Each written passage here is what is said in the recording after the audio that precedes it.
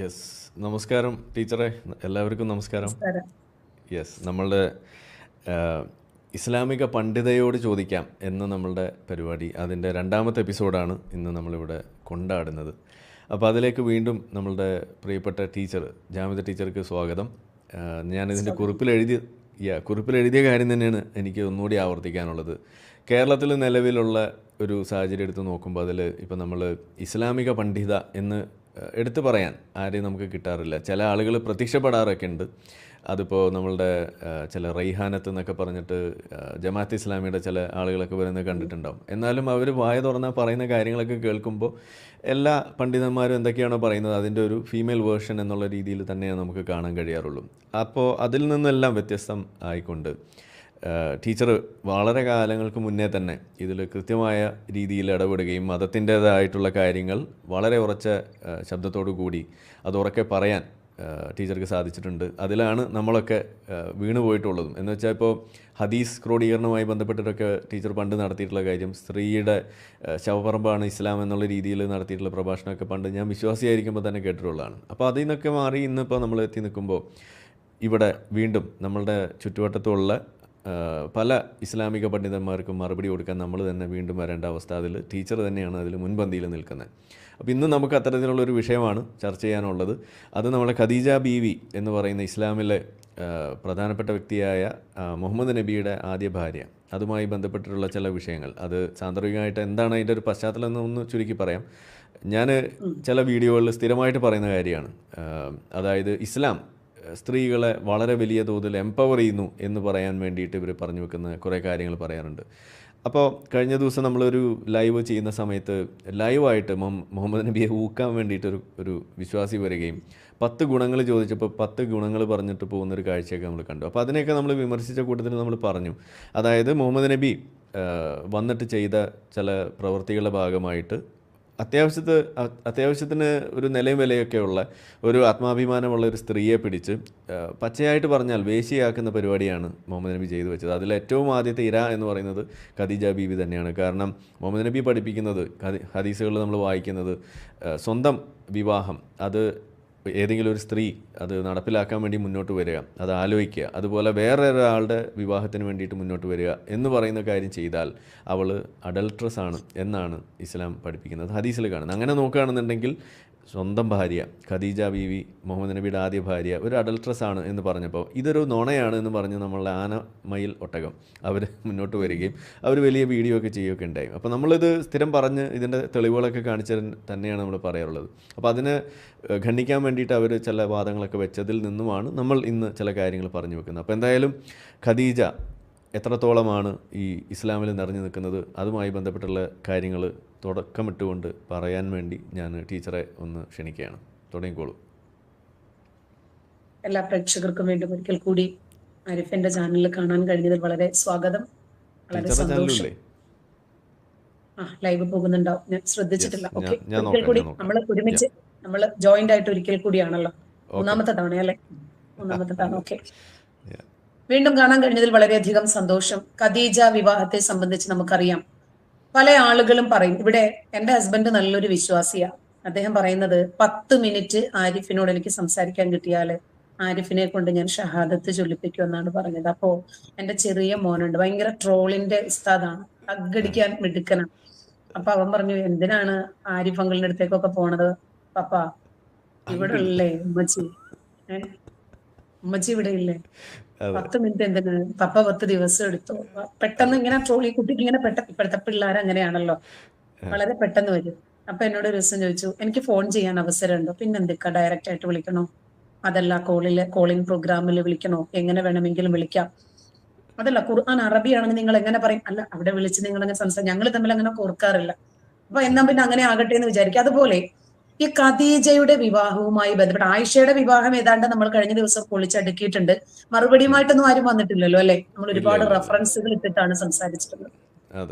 ഇപ്പോഴും അതുപോലെ നമ്മൾ റെഫറൻസുകൾ തന്നെയാണ് പ്രധാനം. നമ്മുടെ എതിരെ തിരിയാനുള്ള ഒരു അവസരം നമ്മൾ കൊടുക്കരുത്.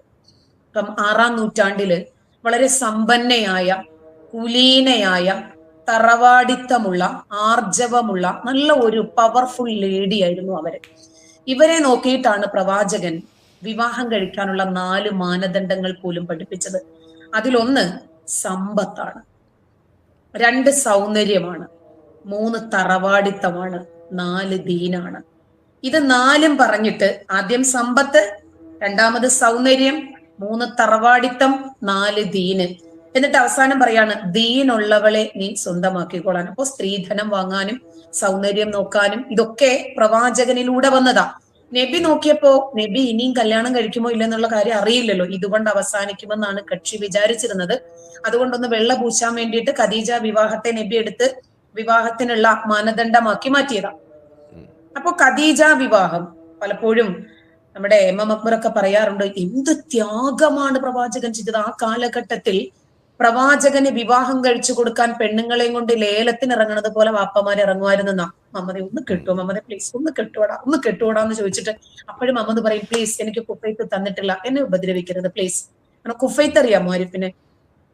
എന്താണ് കുഫൈത്ത്? പ്രവാചകൻ ഒരിക്കല് ഒരിടത്ത് മാറിപ്പോയിരുന്നു, ഭയങ്കര വിഷാദമാളിന്, ഭയങ്കര സങ്കടം.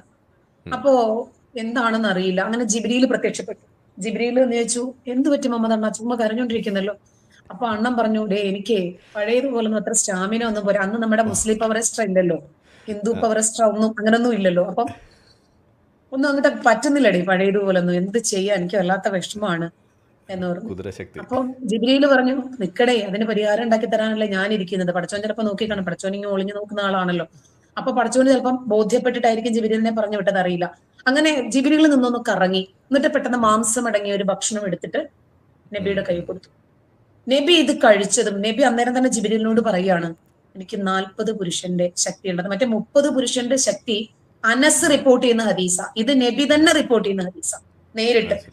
മറ്റത് അനസ് ആവുമ്പോ ഒന്നുകിൽ അനസ് അനുഭവിച്ചിട്ടുണ്ടാവും, അതല്ലെങ്കിൽ അനസ് ഒളിഞ്ഞു നിന്ന് നോക്കിയിട്ടുണ്ടാകും, അതല്ലെങ്കിൽ അനസിനോട് നബി അനുഭവിച്ച ആരെങ്കിലുമോ പറഞ്ഞിട്ടുണ്ടാകണം. ഇതൊക്കെയാണല്ലോ മാനദണ്ഡം നമ്മൾ യുക്തിപരമായിട്ട് ചിന്തിക്കുമ്പോൾ.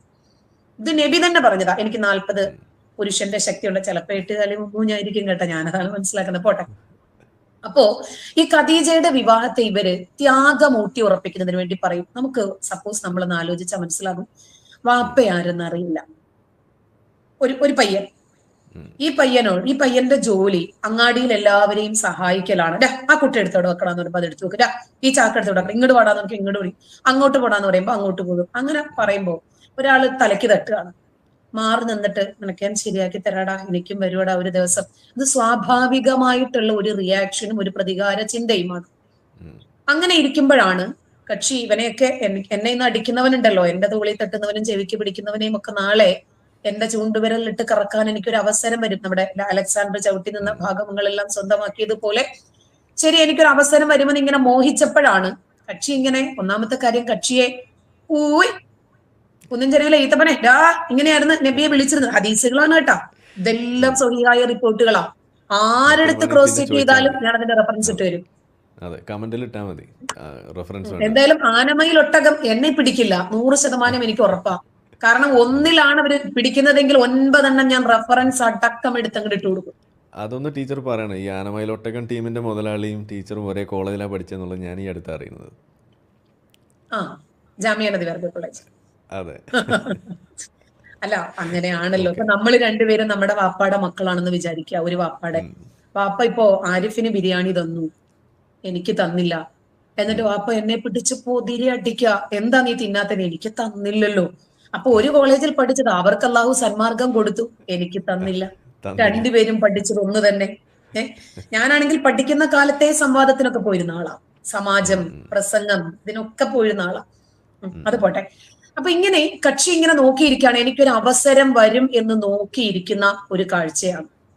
അപ്പോ നബി ഇങ്ങനെ നോക്കി, ശരി കുന്നിൻ ചെരുവിലെ ഈത്തപ്പനെ എന്നാണ് എന്നെ വിളിക്കുന്നത്. അതായത് നമ്മുടെ പച്ച മലയാളത്തിൽ പറഞ്ഞാൽ തന്തയില്ലാത്തവൻ, നട്ട് നനയ്ക്കാതെ വേണ്ടാതെ ഉണ്ടാക്കിയില്ലാക്കി വിളയെ കളഞ്ഞെന്നൊക്കെ നമ്മുടെ നാട്ടിൽ പറയും. ശരി, നബിയെ തന്തയില്ലാത്തവൻ എന്നല്ല ഞാൻ പറഞ്ഞിട്ടോ, നബിക്ക് അബ്ദുള്ള ഉണ്ട്, പാപ്പയുണ്ട്, ഒരു തറവാടിയായ ഉമ്മയുണ്ട് ആമിന. രണ്ടുപേരും നരകത്തിലാണെന്നുള്ളതേ ഉള്ളൂ. നബി തന്നെ പറഞ്ഞതാണ്, എന്റെ മാതാപിതാക്കൾ നരകത്തിലാണ്. ഒരുത്തനിരുന്ന് കരയുന്ന കണ്ടപ്പോ നീ വിഷമിക്കണ്ടടാ, എന്റെ മാതാപിതാക്കൾ നരകത്തിൽ. നമുക്ക് കറണ്ട് പോകുമ്പോഴേ അപ്പുറത്ത് എത്തി നോക്കുമ്പോ സമാധാനം അവർക്കും ഇല്ലല്ലോ. അതുപോലെ നബി ഒരുത്തനെ സമാധാനിപ്പിച്ചതാണ്, ഇരിക്കട്ടെ.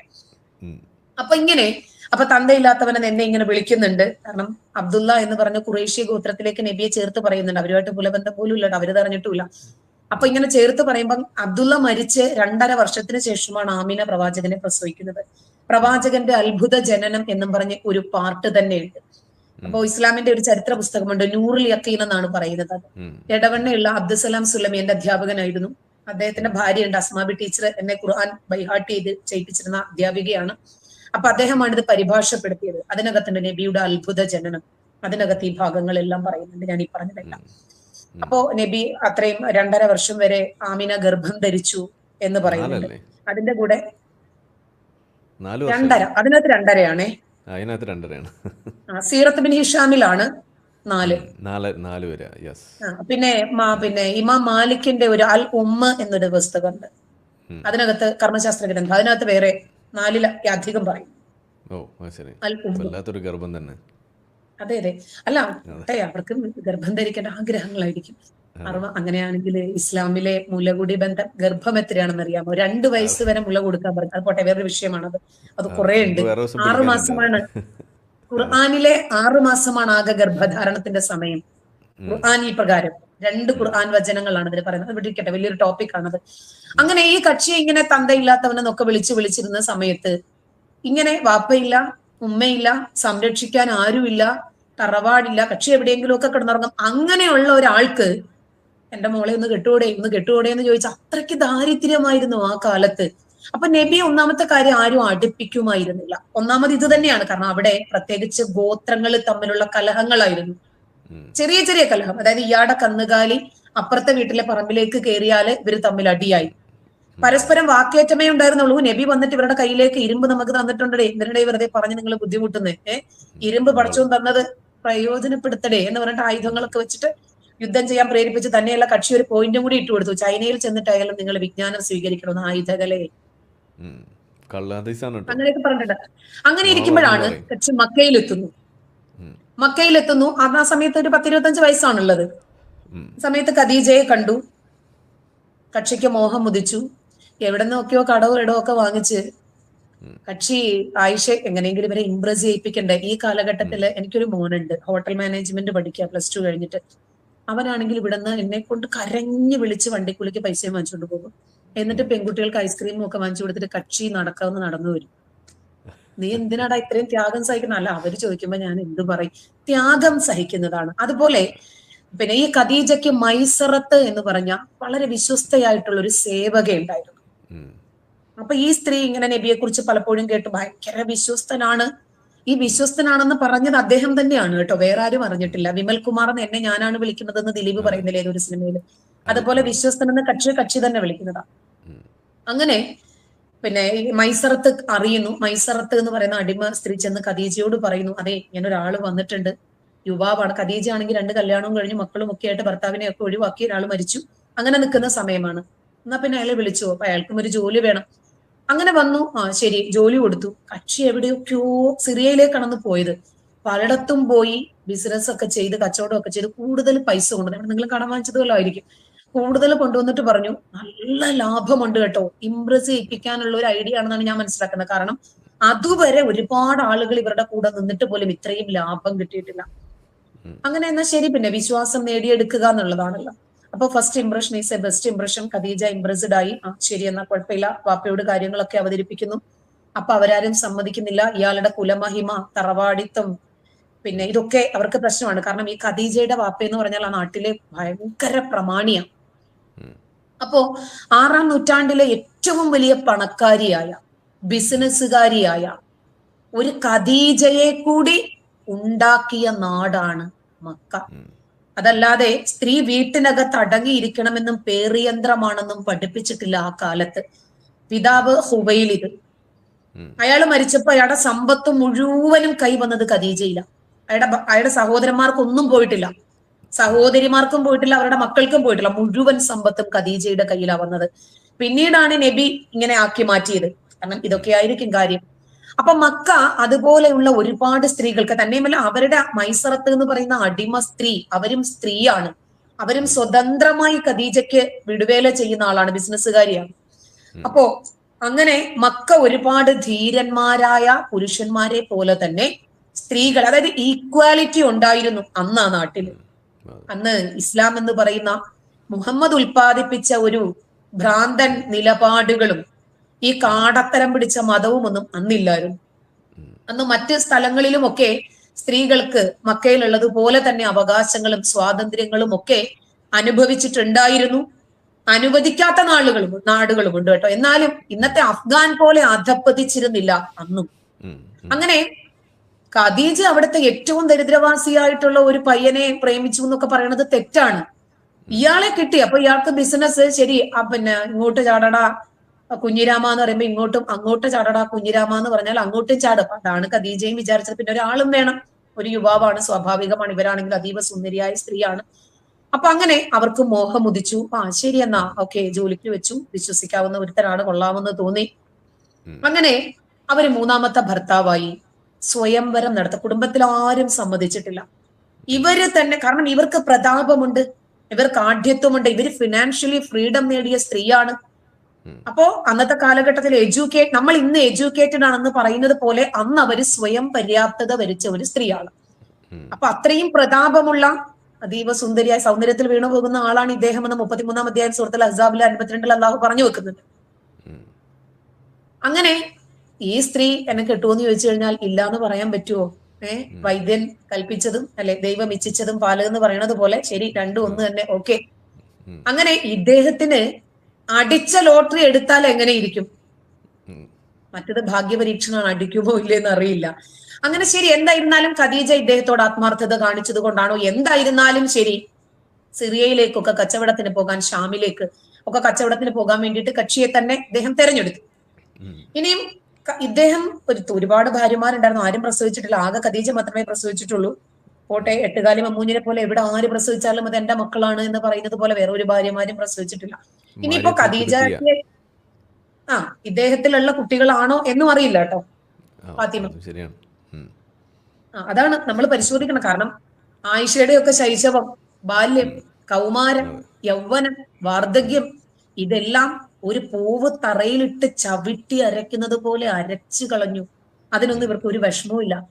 ബാല്യകാലം ഒന്ന് ആലോചിച്ച് നോക്ക്. കുട്ടികള് മണ്ണും ചിരട്ടയും വെച്ച് കളിക്കേണ്ട പ്രായത്തിലുള്ള മക്കള്, ആ പാവ വെച്ച് ആ കുഞ്ഞ് ഒറ്റയ്ക്കിരുന്ന് കളിക്കുക. അത് കണ്ടിട്ട് 53-കാരൻ ഇവിടെ ഇരുന്ന് 54-കാരൻ ഇവിടെ ഇരുന്ന് ഇങ്ങനെ ആസ്വദിക്കുവാണ്. പോട്ടെ. അപ്പോ ഖദീജ ഉള്ള സമയത്ത്, അതായത് ഖദീജയുടെ അമ്മാവന്മാരൊക്കെ മക്കയിലെ പ്രബല പ്രമാണിമാരാ. മിണ്ടിയാൽ തിരുവായ്ക്ക് എതിർവാ പറഞ്ഞാൽ തല വെട്ടിയെടുത്ത് താലത്തിൽ വെച്ചിട്ട് ഘോഷയാത്ര നടത്തുന്ന ടീമാ ഇവര്, ഈ ഹുവൈലിദിന്റെ ടീമുകളൊക്കെ. ആ സമയത്ത് പടച്ചോൻ ഒരു വഹി ഇറക്കിയിട്ടില്ല. മമതേ മറ്റവളെ കൂടെ ഒന്ന് കെട്ടിക്കൊടാന്ന് പറഞ്ഞിട്ടില്ല. പിന്നെ നമ്മുടെ ബാലുവണ്ണന്റെ അടുത്ത് ഇബ്രാഹിക്ക വന്നതുപോലെ കെട്ടുകൂടാന്ന് ചോദിച്ചിട്ട് ജിബിരിയിൽ വന്നിട്ടില്ല. അപ്പോ ഖദീജയെയും പേടിയായിരുന്നു, ഖദീജയുടെ ആൾക്കാരെയും പേടിയായിരുന്നു. നബിക്കും പേടിയാണ്, ജിബിരിലിനും പേടിയാണ്, പടച്ചോനും പേടിയാണ്. ആ സമയത്ത് ഖദീജ 10 വർഷത്തോളം നബിയോടൊപ്പം ജീവിച്ചു.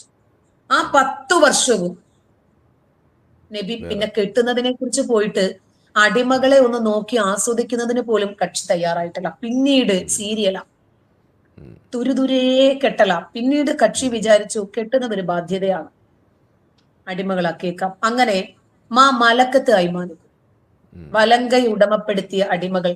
ഞാനിപ്പോ ഒരു പേന ആരിഫ് ഡോക്ടറിന് ദാനം തരുന്നു, ഇത് എന്റേതല്ലേ? പിന്നീട് അല്ല, ഇത് ആരിഫ് ഡോക്ടറിന്റെ, കാരണം ഞാൻ തന്നു കഴിഞ്ഞു. പിന്നീട് ഇത് ഒന്നിനും നിങ്ങൾക്കൊന്നും ചെയ്യാൻ പറ്റില്ല. അതുപോലെ ശരീരം ദാനം വാങ്ങിച്ചങ്ങ് സ്വന്തമാക്കി തളച്ചിട്ടു. അപ്പൊ ഇവർക്ക് വല്ലപ്പോഴും ഒരിക്കൽ കിട്ടുന്നത്, കുഫൈത്തൊക്കെ കഴിച്ച ആളല്ലേ, വല്ലപ്പോഴും ഒരിക്കൽ മരുന്ന് പോലെ അതെങ്കിലും അത് അങ്ങനെ പെണ്ണുങ്ങൾ അഡ്ജസ്റ്റ് ചെയ്ത് അങ്ങനെ അങ്ങ് പോയതാ. വല്ലപ്പോഴും ആണെങ്കിലും സാരമില്ലാന്ന് വെച്ച കക്ഷി. ഒരു വൈവിധ്യം മനുഷ്യന്റെ ഒരു ചോദനയല്ലേ, വൈവിധ്യത്തിന് വേണ്ടി പോയി അവരത് സ്വീകരിക്കുകയും ചെയ്തു. എന്തായിരുന്നാലും ശരി, പ്രവാചകനിൽ ഖദീജ പ്രസവിച്ചിട്ടുണ്ടോ ഇല്ലേ എന്ന് പറയുന്നതില് നമുക്ക് ഇനിയും പരിശോധിക്കേണ്ടിയിരിക്കും. ഗ്രന്ഥങ്ങൾ വെച്ച് തന്നെ പരിശോധിക്കണം. അതിന്റെ പറ്റിയ ഗ്രന്ഥങ്ങളൊക്കെ എന്തെങ്കിലും ഉണ്ട്, നോക്കണം. ഇനിയും ഇവരെ എന്തുകൊണ്ടാണ് മറ്റാരും കെട്ടരുത് എന്ന് പഠിച്ചോ പറഞ്ഞത്? ഇവര് ത്യാഗത്തിനു വേണ്ടി, ഖദീജയ്ക്ക് 40 വയസ്സുള്ള സ്ത്രീയെയാണ് പ്രവാചകൻ വിവാഹം കഴിച്ചത് എന്ന് പറയും. ഈ മാലിക് സലഫി എന്ന് പറഞ്ഞിട്ടൊരു മുജാഹിദ് പണ്ഡിതനുണ്ട്. പലപ്പോഴും പലതും വിളിച്ചു പറഞ്ഞിട്ട് നമ്പർ 1 അബദ്ധത്തിൽ ചാടിപ്പോവും കക്ഷി. അങ്ങ് വിളിച്ച് പറഞ്ഞും പോകും. ഒരു വൈകാരികതയ്ക്ക് പലപ്പോഴും മറ്റവന്മാരെടുത്തിട്ട് കിണ്ടുകയും ചെയ്യും. അതുപോലെ അദ്ദേഹം പറഞ്ഞ് പണി കിട്ടിയ ഒരു സാധനമാണ് ഖദീജയുടെ വിവാഹ